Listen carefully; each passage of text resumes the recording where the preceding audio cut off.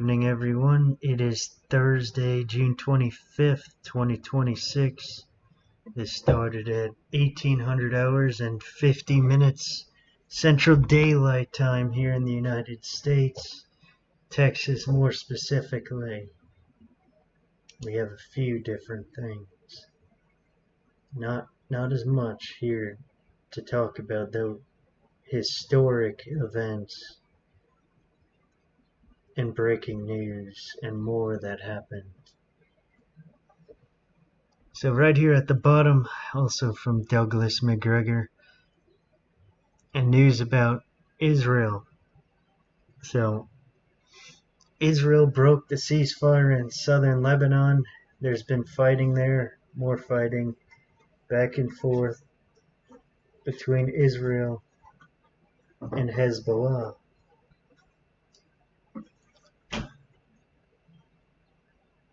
Which is another thing that breaks the MOU, the Memorandum of Understanding.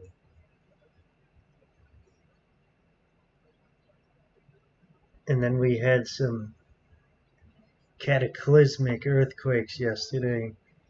Very historic too. We had a very large earthquake. It was large in California, about a 5.6 magnitude earthquake. That is likely to affect the San Andreas Fault and nearby.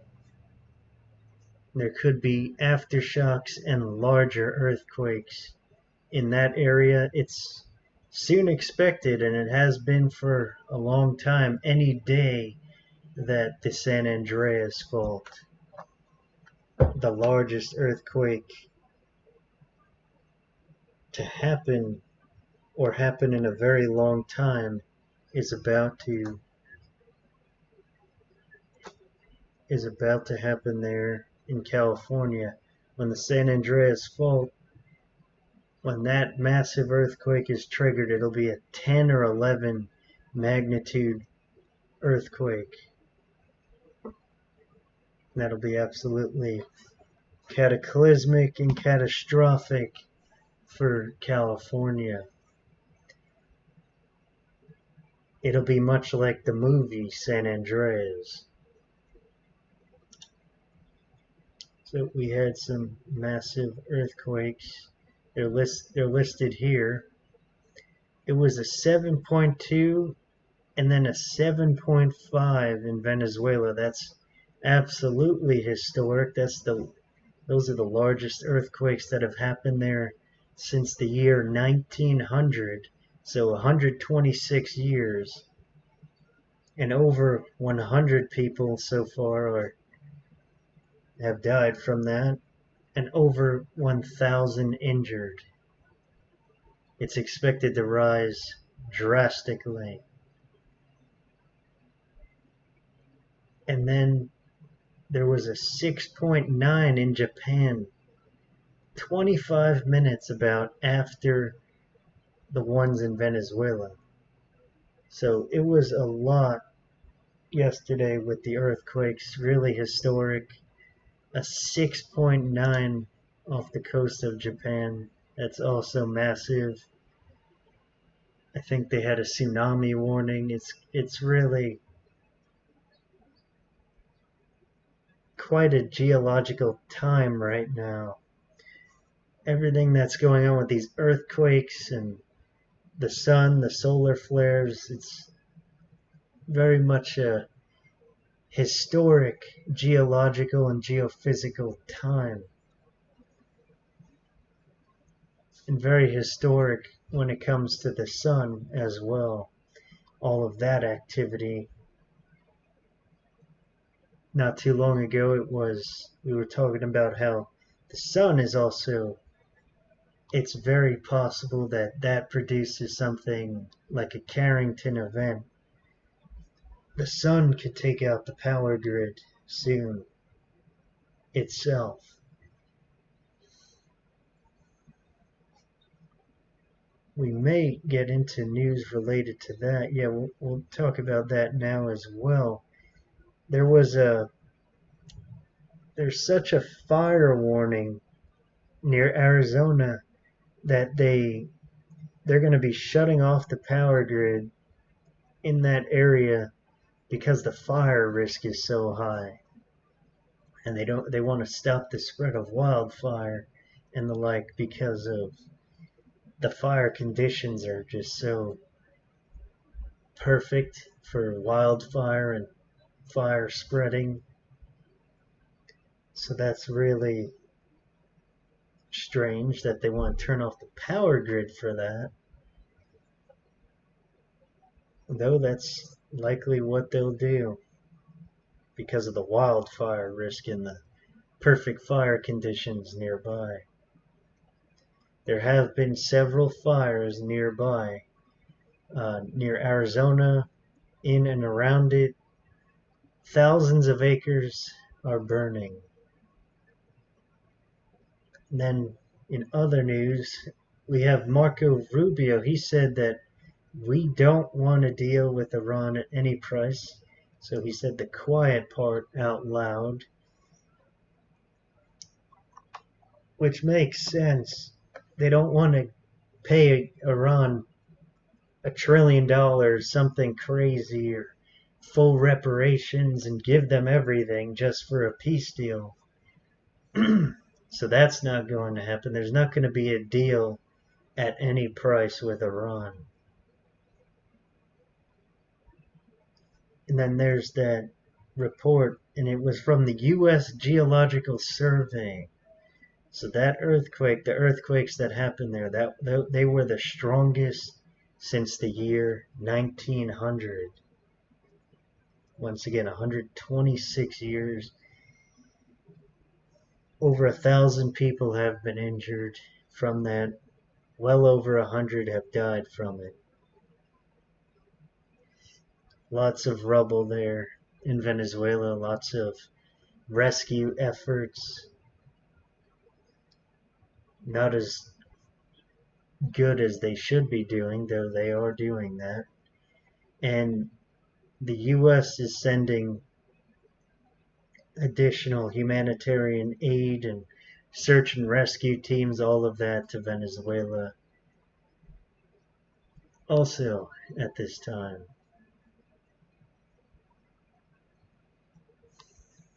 So we have further evidence here. President Trump, he asked Congress for, I think that's $87 billion, 87 billion 600 million, if I'm reading that right, in emergency spending to fund the Iran operation, as they called it. I said World War III. The war is the furthest thing from over right now. So President Trump is asking for more spending, more funding for the war. That is perfect evidence that the war is not ending anytime soon. And then we have the International Maritime Organization. They halted the process for moving stranded ships out of the Gulf region. So there's more ships that are stranded and stuck in the Gulf region, likely in and around the Strait of Hormuz. The Strait of Hormuz is fully closed once again, and it is not reopening anytime soon, and it will not be opened as reported with tolls. That's not going to happen. It won't be allowed. The price of oil is lower right now for the moment. Likely Sunday, and after that it will absolutely skyrocket from where it is just over $70 per barrel to well over 100. It'll easily hit that $150 per barrel in the coming weeks. I would say within a month. In about a month's time, it'll go to $150 per barrel. Then all of the markets will realize the war is not ending anytime soon. The effects of the Strait of Hormuz being closed for even longer will take effect. That's how that will go. We also have the price of gold and silver for the moment on quite a sale. It's good when it is lower because then it is easier to buy. It's only measured in dollars, though it has intrinsic value of its own, and it is best to have gold and silver physically near you at a place you and very few others, if any at all, know where that is. Not in a stock way, and keeping it in a vault somewhere is not the way to do that, because once it really hits the fan, there's not going to be any way to get all of that out of the vaults where it is, wherever it is located. If it's very far away, if it's close, there's a chance to go and get that. Again, that's after it really hits the fan. It would be very, very dangerous and not easy to do. So it is best to keep all the gold and silver very nearby, hidden away nearby, not in a vault that some other company owns, likely far away from where you are. So I still recommend buying gold and silver physically and keeping it very close and hidden away where only you and maybe very few others know where it is. And then the other physical assets, like freeze-dried foods, storable foods, ammunition, and high, medium, and low-tech solutions for weapons and tools. Those are all needed in the days ahead, the time that'll soon come when it fully hits the fan, SHTF as I call it. That will happen soon, especially as the oil and food shortages increase. That's when it will happen more and more. It will get closer to that time. And once there's nothing getting to the stores and no fuel or very little for the semis to use, that's when it will really hit the fan. And you absolutely do not want to be in a major city right now and coming up further. You want to be away from major cities. You want to strategically relocate now, if you haven't already, to somewhere out in the country or an even more remote location. Though the locations need to have a lot of natural resources nearby, and it needs to be good for farming and gardening and hunting, all of those things. So that's got to be kept in mind as well when it comes to strategic relocation.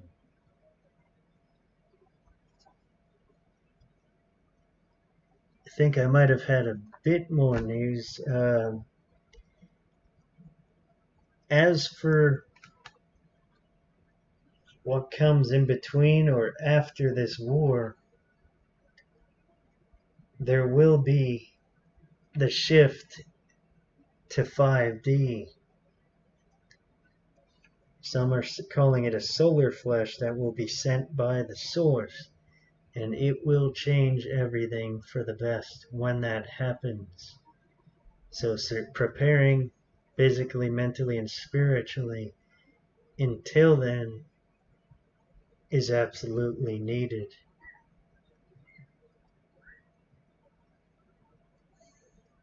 So when things shift to the 5D, away from the 3D that we are currently living in, there will be no financial system, and every being will be whole again with the light.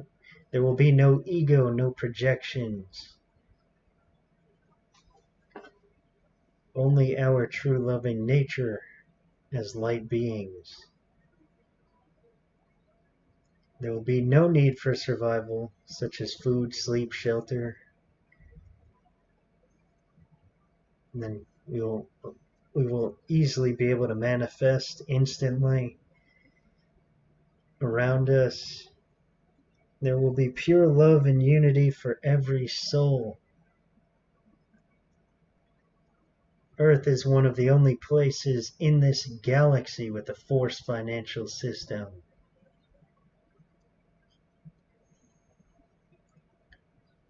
So we were created in the image of something dark, something very much like or Yaldabaoth himself. Some say reptilians and dark forces. So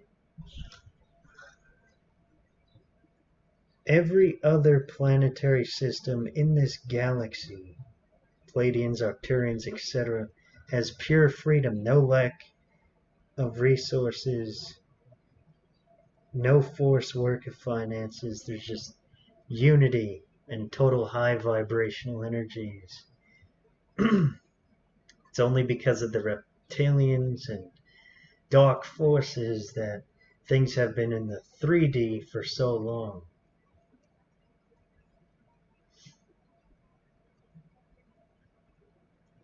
So after our planetary shift to the 5D, we will finally be free of the dark forces. Galactic contact will be back. The light will be back. Freedom will be back. 5D is a much more fluid dimension than the 3D. Also, people's bodies will go from a carbon-based life form to something much better and further beyond that, to either crystalline or something else, something similar to a crystalline form. And the Earth itself will change in many ways, and that will be a great thing. So they are calling it a solar flash. And the solar flash will finally mark the end of the 3D matrix and the beginning of 5D New Earth.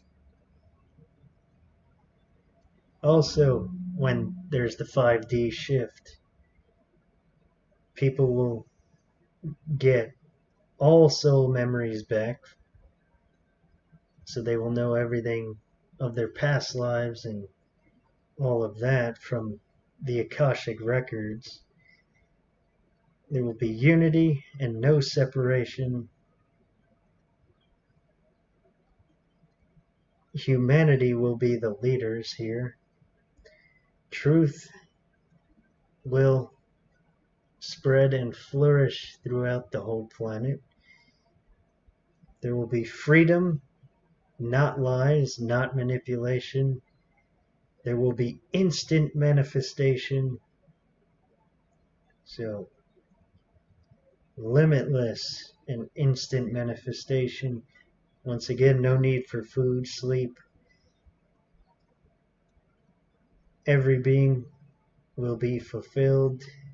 Will once again open galactic contact with the other races, the aliens, like the Arcturians, the Pleiadians, the starseed races. Instead of 3 DNA strands, at least 12 DNA strands in all chakras will be open and aligned. Aligned is the more likely outcome. Aligned is more accurate and much better.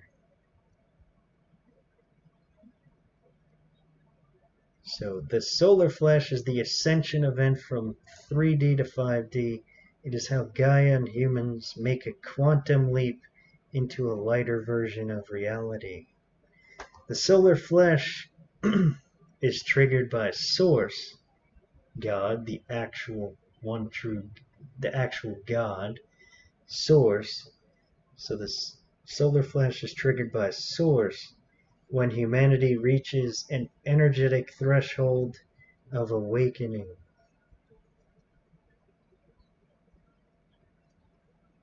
So the dark forces have just been delaying that from happening and maintaining the 3D for a bit longer, though it is inevitable soon for everything to shift to the 5D and beyond. Nothing will stop the shift to the 5D. And that is all coming soon, though it will likely happen quite a ways from now and after the war at this rate. It could happen at almost any time, though